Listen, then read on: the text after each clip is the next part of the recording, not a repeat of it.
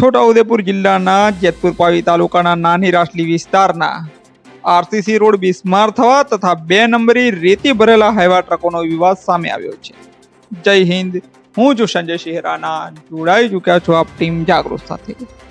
જેતપુર પાવી તાલુકાના નાની રાસલી ગામમાં મધરાતે હલ્લા બોલનો માહોલ સર્જાયો હતો. માત્ર 4 જ મહિનામાં રોડ તૂટી જતા ગ્રામજનોનો આક્રોશ સામે આવ્યો છે અને આ આક્રોશે રેતી ભરેલા હાઈવા ટ્રકોને રોક્યા છે. સ્થાનિકોએ મધરાત્રિએ રાતના 12 વાગ્યાના સુમારે ઓવરલોડ હાઈવા ટ્રકોને રોકી રોયલ્ટી તપાસતા 2 નંબરી ખનનનું કૌભાંડ બહાર આવ્યું છે.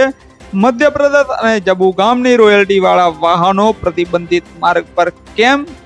ખાણ ખનીજ વિભાગની કામગીરી સામે પણ ઊભા થયા છે સવાલો. જેતપુર પાવી તાલુકાના નાની રાસલી વિસ્તારમાં તાજેતરમાં જ બનાવેલો નવો આરસીસી રોડ માત્ર 4 મહિનામાં તૂટી જતા સ્થાનિક ગ્રામજનોમાં ભારે ભભૂકતો રોષ જોવા મળ્યો છે. વિસ્તારમાં આવેલા રેતીના સ્ટોકમાંથી સતત ઓવરલોડ હાઈવા ટ્રકોની અવરજવરને કારણે આ નવો નક્કોર બનાવેલો રસ્તો સંપૂર્ણપણે બિસ્માર બન્યો ગયો હોવાના આક્ષેપો ઉઠ્યા છે. તંત્ર સમક્ષ વારંવાર રજૂઆતો કરવા છતાં કોઈ કાર્યવાહી ન થતા આખરે ગઈકાલે મધરાતે રાત્રિના 12 વાગ્યાના સુમારે ઉશ્કેરાયેલા ગામજનોએ રસ્તા પર ઉતરી આવી રેતી ભરેલી હાઈવા ટ્રકોને રોકી ભારે વિરોધ નોંધાવ્યો હતો. હલ્લાબોલ દરમિયાન ગ્રામજનોએ જ્યારે ટ્રકોની રોયલ્ટી અને કાગળો તપાસ્યા ત્યારે ચોંકાવનારો ખુલાસો થયો હતો કે ટ્રકો પર દર્શાવેલી રોયલ્ટી જબુગામ વિસ્તારની હતી.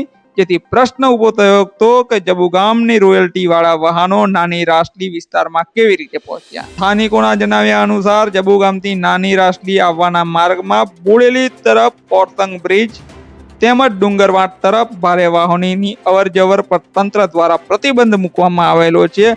આ પ્રતિબંધિત માર્ગ હોવા છતાં આવા ઓવરલોડ વાહનો કેવી રીતે પસાર થઈ રહ્યા છે? આ તંત્રની સામે મોટા સવાલો ઊભા કરે છે. આ ઘટના બાદ ગ્રામજનોએ જવાબદાર અધિકારીઓ તેમજ ખાણ ખનીજ વિભાગને ફોન દ્વારા જાણ કરવાનો પ્રયાસ કર્યો હતો, પરંતુ કોઈ જ પ્રતિસાદ ન મળતા તંત્રની કામગીરી સામે પણ અનેક સવાલો ઊભા થયા છે. સ્થાનિક અગ્રણી એવા શૈલેષભાઈ રાઠવાના જણાવ્યા મુજબ ગેરકાયદેસર રીતે 2 નંબરી રેતી ભરીને જતા રેતી માફિયાઓ ઉપર કડક કાયદાકીય કાર્યવાહી કરવામાં આવે અને તૂટી ગયેલા રસ્તાની જવાબદારી નક્કી કરવામાં આવે તેવી લોક માંગ ઉગી છે. નમસ્કાર. ગેરકાયદેસર રેતી પાલિયા ગામ તરફથી નાની રાસલી ગામ બાજુ એ રોડ ઉપર પંચાયતની ઓફિસ છે, એ પંચાયતની ઓફિસ થી માંડીને તારાપુર એ રસ્તા ઉપર અત્યાર સુધી પસાર થતી હતી અને એ રસ્તો તૂટી ગયો છે. એ તૂટી જવાથી હવે એ ગાડીઓ પાલિયા અને નાની રાસલીવાળો જે રોડ છે ત્યાંથી પસાર થાય છે.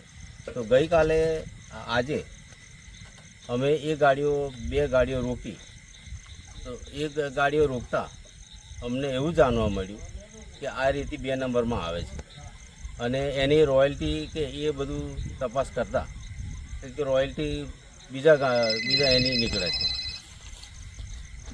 તો આ બાબતે આની તપાસ થવી જોઈએ અને આ જે રેતી માફિયા ચોર છે એની સામે કાયદેસરની કાર્યવાહી કરવી જોઈએ અને આ જે રોડ તૂટે છે એની જવાબદારી કોની રહેશે એ પણ એક પ્રશ્ન છે. આ ગાડીઓ તમે પકડી તો કોઈ અધિકારીને તમે ફોન કર્યો હતો? હવે આ ગાડીઓ પકડી તો આજે અમે ખાણ ખનીજમાં મામલતદારમાં આના વિશે જાણ કરી, પણ એ લોકો કોઈ જવાબ અમને આપ્યો નથી. આપનું નામ? મારું નામ છે શૈલેષ કુમાર લલ્લુભાઈ રાઠવા.